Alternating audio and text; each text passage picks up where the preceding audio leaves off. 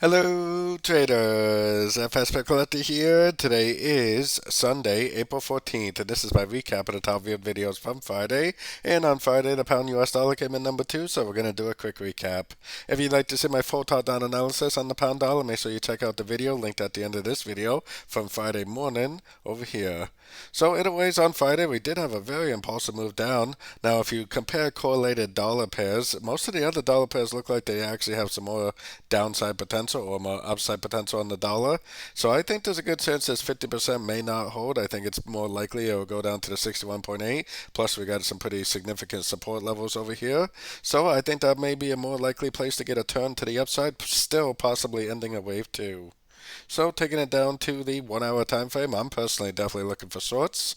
I would like to see a nice little three-way pullback, maybe something like this, some sort of an ABC shape up to one of these Fibonacci retracement levels, which really could be any one of them. Then a nice engulfing move to the downside after three waves up will be my next entry to go short for the continuation of the downtrend. At least until the higher time frames tell me otherwise, I am for sure still looking for shorts in a downtrend.